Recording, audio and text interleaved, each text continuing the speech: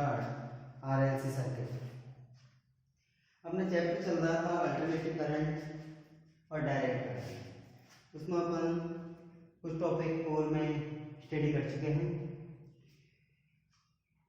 इससे पहले अपन जो टॉपिक पढ़े थे वो पढ़े थे AC circuit containing resistance only, AC circuit containing inductance only और AC circuit containing capacitor only. ठीक है, उससे बाद में नेक्स्ट टॉपिक है AC circuit containing L R या एल आर सीरीज या आर एल सीरीज या आर सी सीरीज। ठीक है, लेकिन वो अपने सिलेबस में नहीं है। तो नेक्स्ट टॉपिक है अपना AC circuit R L C circuit. ठीक है, टॉपिक नेम देखो AC circuit containing resistance,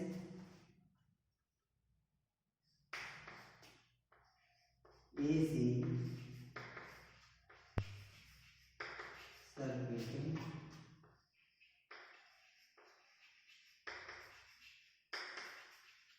containing resistance,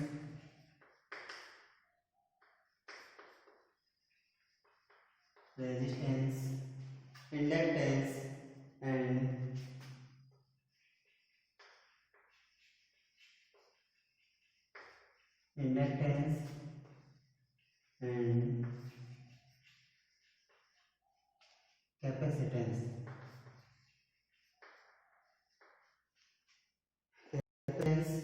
in series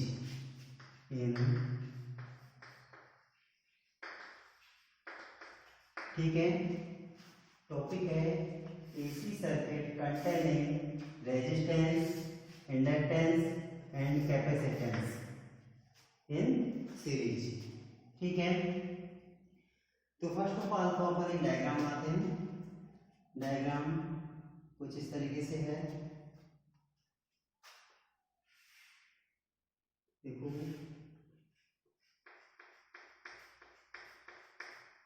ये रेजिस्टेंस कनेक्ट है, फिर उसके बाद में इंडक्टेंस,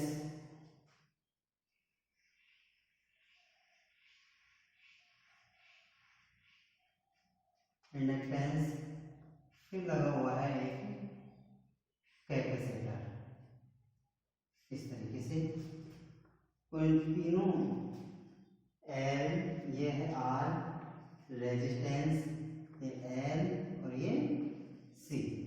ठीक है, सीरीज कॉम्बिनेशन में है।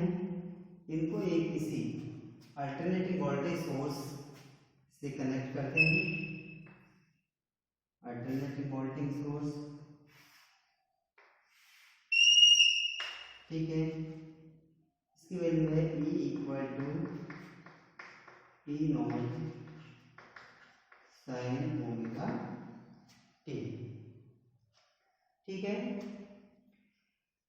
अब यहां से अपन ने देखो, अपन ने AC circuit containing resistance only, AC circuit containing inductance only और AC circuit containing capacitor only, तीनों टॉपिक पहले स्टडी कर चुके। तो यहाँ पर क्या है, आरएलसी सीरीज सर्किट है, इसमें आर रेजिस्टेंस, इंडक्टेंस एल और कैपेसिटर सी किसी अल्टरनेटिव वोल्टेज सोर्स के साथ सीरीज कॉम्बिनेशन में कनेक्टेड हैं। तो अपन ने वहां पर देखा था AC circuit containing resistance only, तो उसमें करंट मैक्सिमम करंट थी वो और voltage across and point of resistance same direction में थे। तो यहाँ पर करंट आई, मैक्सिमम करंट जो भी है आई नॉट और रेजिस्टेंस वोल्टेज वी आर क्या है, सेम डायरेक्शन में, दोनों सेम डायरेक्शन आए थे। कहने का मतलब ये है क्योंकि वहाँ पे फेज डिफरेंस कुछ भी नहीं था। वहाँ आया था भाई I equal to I naught sine omega t और V equal to V naught sine omega t आया था। ठीक है, जबकि AC circuit containing inductance only, उसमें अपन ने देखा था कि जो करंट है, करंट वोल्टेज से क्या थी, π/2 एंगल पीछे थी। क्या थी भाई, π/2 एंगल पीछे थी। तो यहाँ से देखो कि वहाँ क्या आया था, उसमें I equal to I naught sine omega T minus pi by 2, ठीक है। और तो यहाँ से देखो तो इस तरीके से आएगा, ये जैसे अपन ने क्या ले लिया, करंट है आई नॉट। अब क्या देना है, वोल्टेज, वोल्टेज है, इससे क्या आ जाएगा, परपेंडिकुलर मतलब 90 डिग्री पर वी एल, ये आ जाएगा 90 डिग्री पर, ठीक है। इसी प्रकार यहाँ करंट आई नॉट मैक्सिमम, इसके लिए क्या आ जाएगा, हाँ ये पाई बाई 2 एंगल क्या था, पीछे की ओर था 90 डिग्री BC, ठीक है। वोल्टेज अक्रॉस कैपेसिटर, ये तो हो गया अपने सर्किट। अब देखो दोबारा देखो एक बार, कोई अल्टरनेटिव करंट सर्किट है जिसमें resistance R, inductance L, capacitor C किसी अल्टरनेटिव वोल्टेज सोर्स के साथ में सीरीज कॉम्बिनेशन में कनेक्टेड है। अब यह अपन पहले देख चुके कि जो मैक्सिमम करंट है, करंट जब ओनली रेजिस्टेंस कनेक्टेड हो तो उस स्थिति में करंट और वोल्टेज दोनों सेम डायरेक्शन में रहेंगे, अर्थात फेज डिफरेंस नहीं रहता है, phase difference phi equal to 0 होगा। जबकि इंडक्टेंस में करंट और वोल्टेज 90 डिग्री का डिफरेंस रहता है, ठीक है। जबकि कैपेसिटर में भी 90 डिग्री का डिफरेंस रहता है, ठीक है। यहाँ पर नेगेटिव और ये पॉजिटिव। आगे देखो I equal to I naught sine omega T, ये अपन पहले देख चुके थे करंट, ठीक है। अब देखो ये करंट फ्लो होगी, करंट फ्लो होगी तो यहाँ पर वोल्टेज जनरेट होगा, इधर देखो voltage at end point across resistance is VR and voltage across end point of inductance is VL and voltage across capacitor is VL, ठीक है। हाँ ये VC आएगा, VC। तो यहाँ से the maximum voltage across R is the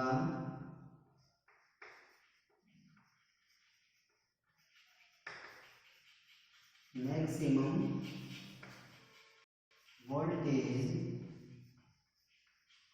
across R is, maximum voltage कब आएगी, मैक्सिमम करंट फ्लो होगी, तो maximum voltage across R is VR equal to I naught, बोलो क्या आएगा, I naught are.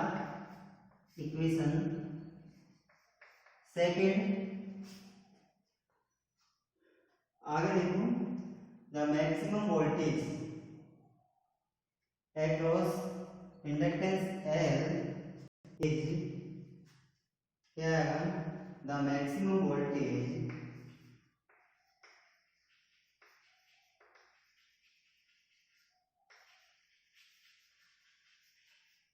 maximum voltage across L is, बोलो VL equal to I naught XL, where XL inductive reactance, क्या है XL, inductive reactance है, ठीक है। The maximum voltage across L is VL equal to I naught XL, where XL is inductive reactance as the voltage across the inductor leads the current as the voltage, क्या है ये VL है जो भी current से कितना lead कर रहा है, 90 डिग्री लीड कर रहा है, या फिर V L led 90 degree of I naught, I naught से कितना आगे है 90 डिग्री एंगल पर है। ठीक है, नेक्स्ट लिख देंगे इसको, देते equation that the maximum voltage across C is the maximum voltage across C is क्या आ जाएगा VC equal to I naught x C equation 4 where XC capacitive reactance, क्या बोलते हैं कैपेसिटिव रिएक्टेंस, और यहाँ पर VC है जो VC is lags behind by current, कितना 90 डिग्री पीछे है किससे करंट से, जबकि यहाँ पर देखो VL है तो करंट से कितना आगे है 90 डिग्री आगे है, 90 degree ahead to current. Okay,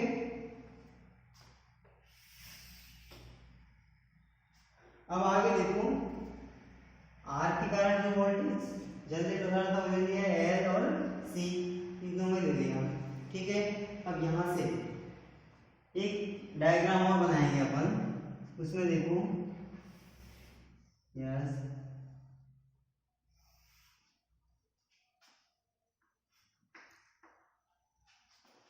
ये एक्स एक्सिस है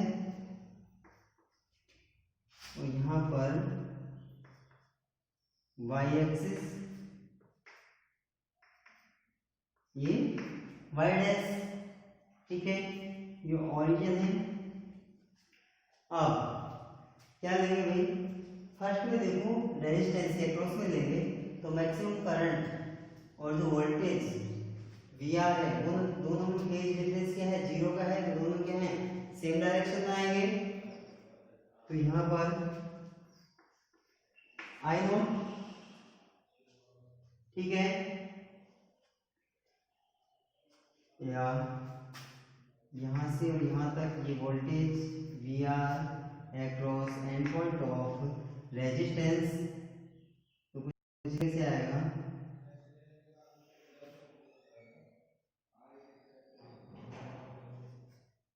ये डायग्राम देखो एक बार फिर बताएंगे।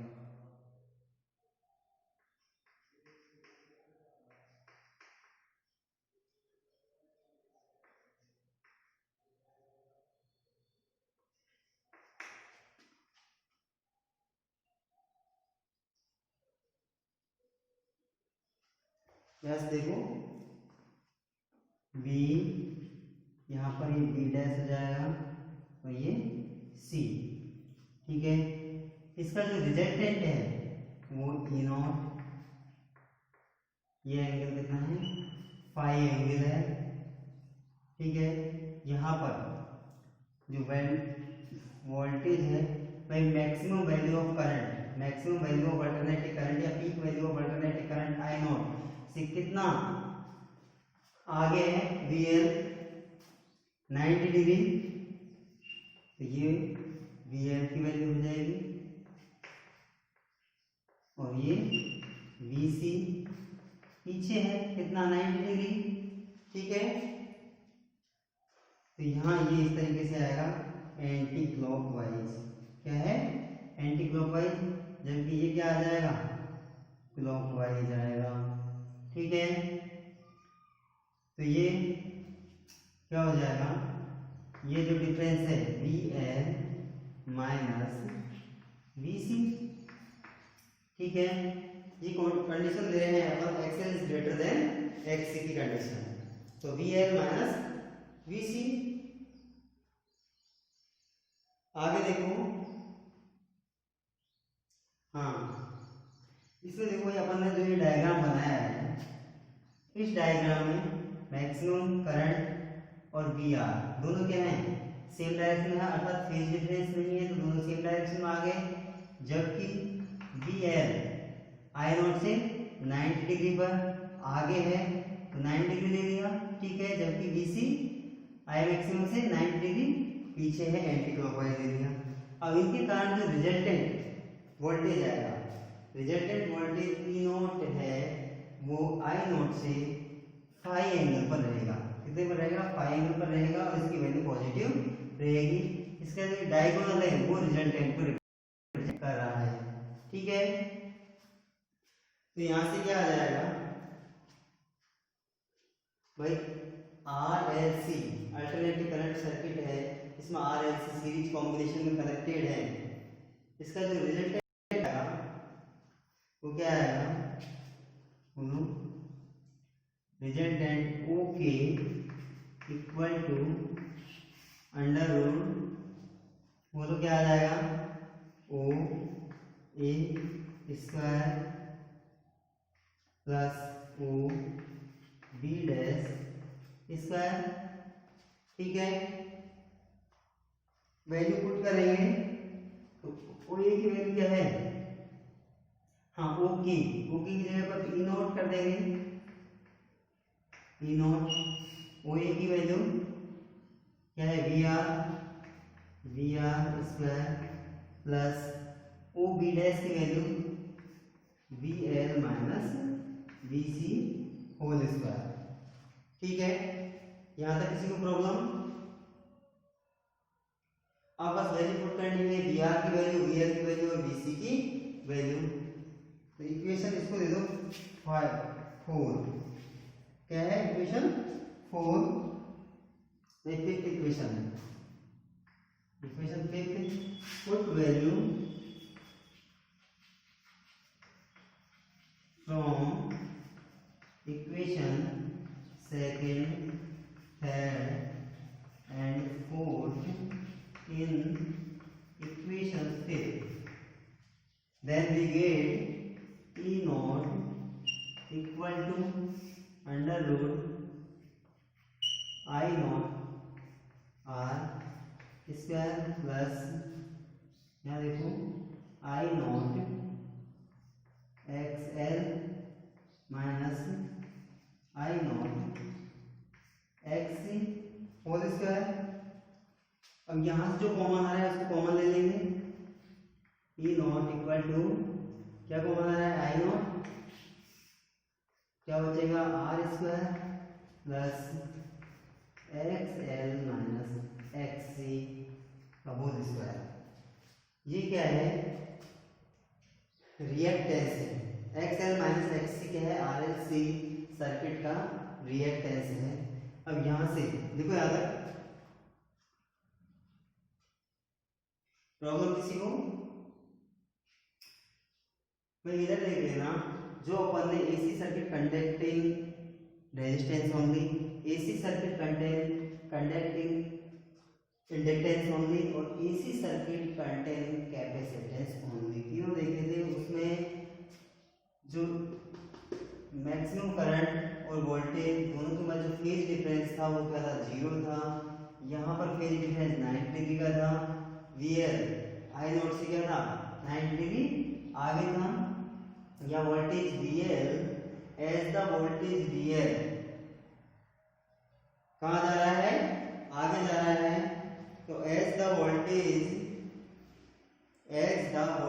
across the inductor leads the current 90 degree, so it is represented by OB, ठीक है। और यहाँ पर क्या है?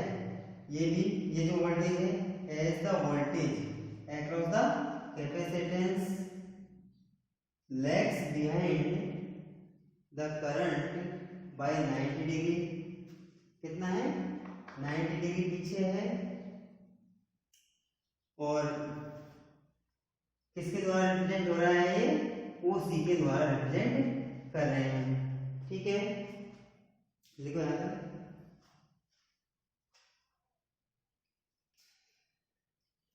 लिख लिया? देखो, अब E naught equal to I naught equal to under root R square plus X L minus X C को होल स्क्वायर। अब क्या है? Effective reactance of RLC alternative current circuit is called impedance. क्या कहते हैं? इम्पीडेंस। दोबारा सुनो, the total effective resistance of RLC circuit. अब ये जो सर्किट दे रखा है इसका टोटल इफेक्टिव रेजिस्टेंस क्या जाएगा, तो total effective resistance of RLC circuit is called impedance. क्या बोलते हैं, इम्पीडेंस। और किससे डिनोट करते हैं, जेड से डिनोट करते हैं। It is represented bye Z. Yes,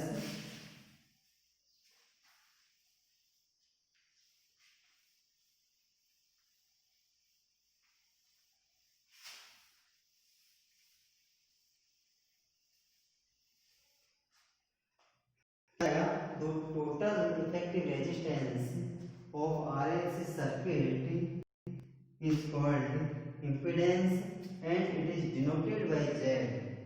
So Z equal to E naught upon I naught equal to क्या आ जाएगा, R square plus XL minus XC का होल स्क्वायर। ये इक्वेशन आ जाएगा 6। ठीक है, क्वेश्चन इस तरीके से आ जाएगा, AC circuit containing resistance, inductance and capacitance in series. तो calculate resultant resistance is called capacitance impedance. तो जेड कैलकुलेट करना है, उसकी वैल्यू ये है। ठीक है, आगे देखो,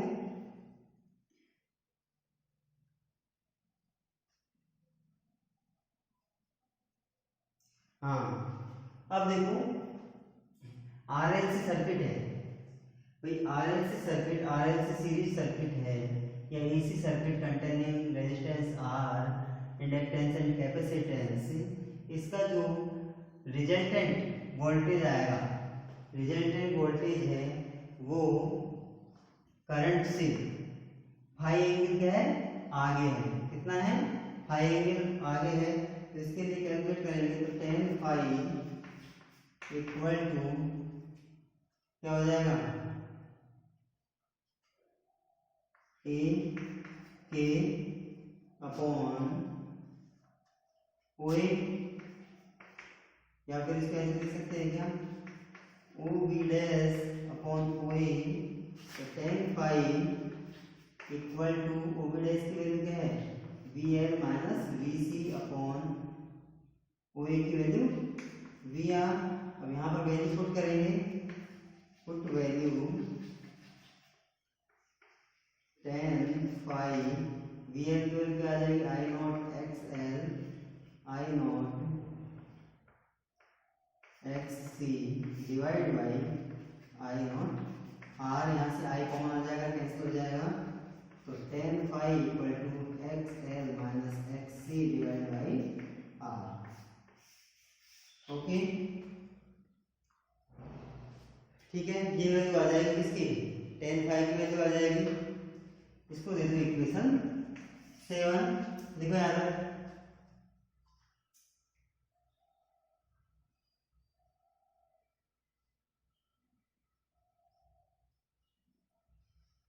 हाँ लिख दिया है। अब देखो, सो द अल्टरनेटिव ईएमएफ क्या है, so the alternative EMF of RLC circuit is represented by E equal to E naught sine omega T. Equation 8 दे दो इसको, हाँ ओमेगा टी प्लस 5, यह आ जाएगा। क्या आ जाएगा, so the alternative EMF of RLC circuit is represented by E equal to E naught sine omega T plus 5। अब देखो इसके लिए थर्ड कंडीशन होगी, कितनी होगी, 3 कंडीशन होगी। वो कंडीशन दे देंगे, देयर मे बी 3 केसेस। देखो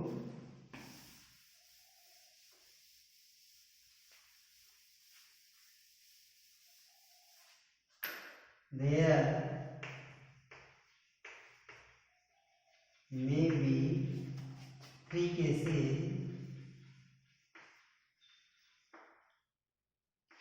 there may be 3 cases।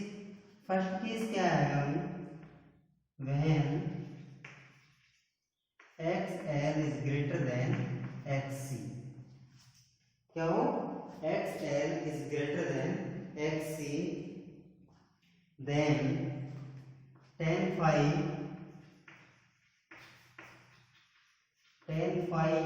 positive, when XL is greater than XC, then tan phi is positive, so phi is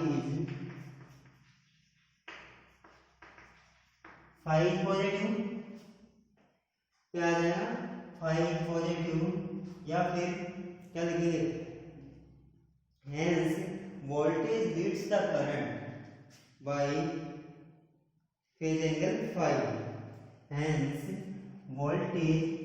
hence resultant voltage leads the current by phase angle phi, या condition second, when XL is less than XC, then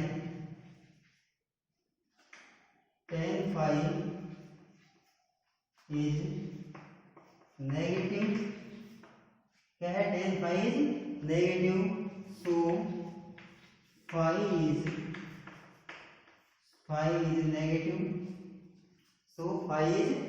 negative, hence resultant voltage lags behind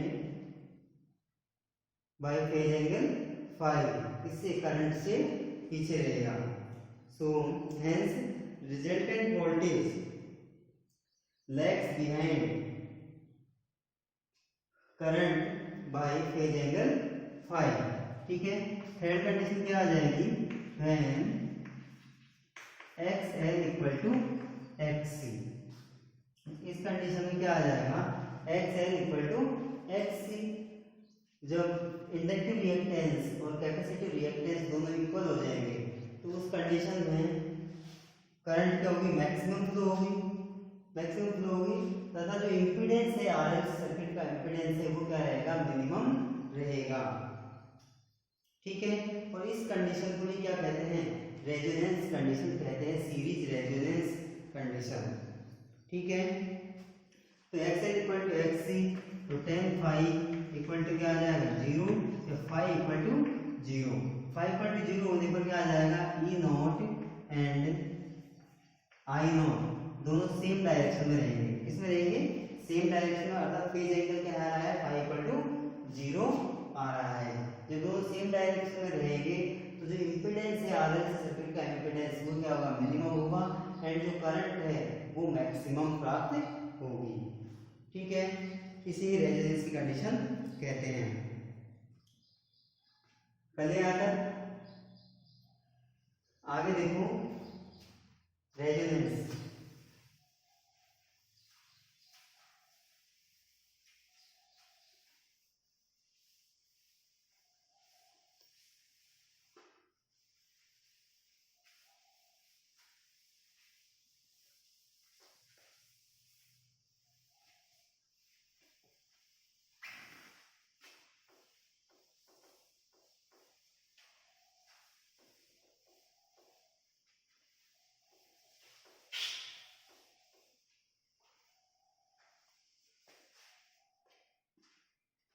series resonance circuit topic है अपना, series resonance circuit, ठीक है। Diagram बना लो,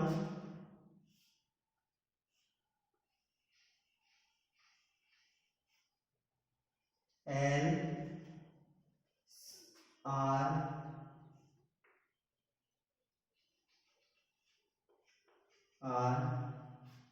और यहाँ पर capacitor connected है, ठीक है। यहाँ पर अल्टरनेटिव करंट सोर्स कनेक्ट कर देते हैं अपन, alternative current source E equal to E0 sine omega T, ठीक है, प्लस 5 दे सकते हैं, यार यहाँ पर क्या आ जाएगा, फाई इक्वल टू 0 रहेगा। फेज एंगल क्या आएगा, 0 रहेगा, क्योंकि जो मैक्सिमम वोल्टेज है और करंट है उसके बाद फेज एंगल फाई का मान क्या है, 0 है। यही तो है रेजिस्टेंस की कंडीशन। ठीक है, तो यहाँ से देखो, हाँ इसमें देखो, जब जो अपन ने अल्टरनेटिव वोल्टेज सोर्स कनेक्ट कर रखा है, तो अल्टरनेटिव वोल्टेज सोर्स है, इसकी फ्रीक्वेंसी क्या रहेगी, लो रहेगी। तो एट वेरी लो फ्रीक्वेंसी,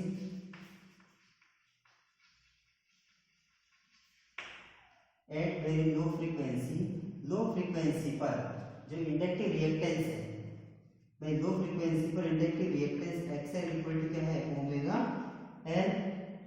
तो फ्रीक्वेंसी लो है तो एक्सएल भी क्या रहेगा, लो रहेगा। At very low frequency XL equal to omega L is low, क्या रहेगा, लो रहेगा। एंड इज नेग्लिजिबल, इसको क्या कर देंगे, नेग्लिजिबल कर देंगे। XL equal to omega L को क्या कर देंगे, नेग्लिजिबल कर देंगे। ठीक है, लेकिन जो एक्स सी है, X C equal to 1 upon omega C, ये क्या रहेगा, हाई, हाई रहेगा इस कंडीशन में। ठीक है, नेक्स्ट कंडीशन देखें, at very high frequency, high frequency पर XL equal to omega L, ये तो क्या रहेगा, हाई रहेगा। ठीक है, और X C equal to 1 upon omega C, high frequency पर कैपेसिटिव रिएक्टेंस है वो क्या रहेगा, लो रहेगा, डिक्रीज होगा। ठीक है, या फिर ऐसे समझें, जो अपना अल्टरनेटिंग वोल्टेज सोर्स जो कनेक्ट कर रखा है, इसकी फ्रीक्वेंसी को अगर अपन इंक्रीज करेंगे तो इंडक्टिव रिएक्टेंस है वो तो डिक्रीज होगा और कैपेसिटिव रिएक्टेंस है इंक्रीज होगा। एट वेरी हाई फ्रीक्वेंसी, जब अल्टरनेटिव वोल्टेज सोर्स है इसकी फ्रीक्वेंसी को अपन बढ़ाएंगे, क्या करेंगे, बढ़ाएंगे, इंक्रीज करेंगे, तो उस कंडीशन में XL inductive reactance equal to omega L, इसकी वैल्यू हाई हो जाएगी और ये इंक्रीज होगा, या capacitive reactance equal to 1 upon omega C, ये डिक्रीज होगा। अब एक ऐसी कंडीशन आती है, किसी पर्टिकुलर फ्रीक्वेंसी पर, पर्टिकुलर फ्रीक्वेंसी पर जो ये रिएक्टेंस है, आरएलसी सर्किट का जो रिएक्टेंस है, इसकी वैल्यू क्या आती है, 0 आती है, या इंडक्टिव रिएक्टेंस कैपेसिटिव रिएक्टेंस के इक्वल होता है। तो उस कंडीशन में इम्पीडेंस, जो रिएक्टेंस है वो क्या हो जाएगा, 0 प्राप्त होगा। जब रिएक्टेंस 0 प्राप्त होगा तो उस कंडीशन में इम्पीडेंस है, आरएलसी सर्किट का इम्पीडेंस है, उसकी वैल्यू क्या हो जाएगी, बहुत लो हो जाएगी, और हमें जो करंट प्राप्त होगी वो करंट मैक्सिमम प्राप्त होगी। यही क्या है, रेजोनेंस है, सीरीज रेजोनेंस सर्किट। ठीक है, तो इसके लिए for a particular value of omega, for a particular value of omega से ओमेगा आर, तो X L inductive reactance capacitive reactance के इक्वल आएगा। तो X L, we know that X L equal to भाई ओमेगा एल, ठीक है, और X C equal to omega, बोलो 1 अपॉन ओमेगा सी। ठीक है, तो यहां से क्या आ जाएगा, omega R L equal to omega R C, हाँ यस मिस्टेक हो गई, omega R C, cross multiply करेंगे तो ओमेगा आर का square equal to 1 upon L C, या omega R equal to 1 upon under root L C आ जाएगा। ठीक है, या फिर इसको अपन ऐसे भी लिख सकते हैं, 2 pi F R 1 upon under root L C, या F R equal to 1 upon 2 pi root L C. ठीक है, ये क्या हो जाएगी, फ्रीक्वेंसी, रेजोनेंस फ्रीक्वेंसी। अब ये वैल्यू अपन जो अपन particular value of omega, particular frequency के लिए for a particular value of omega, particular value दी है, उस पर जेड क्या आ जाएगा, देन इम्पीडेंस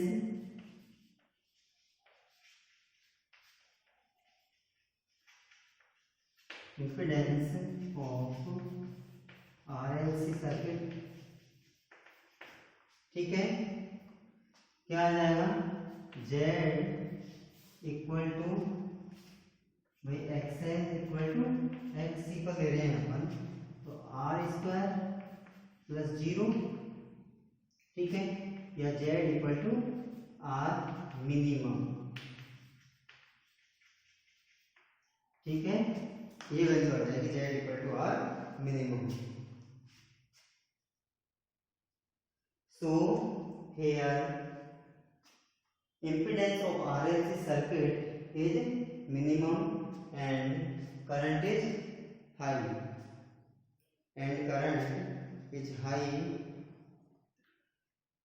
ठीक है।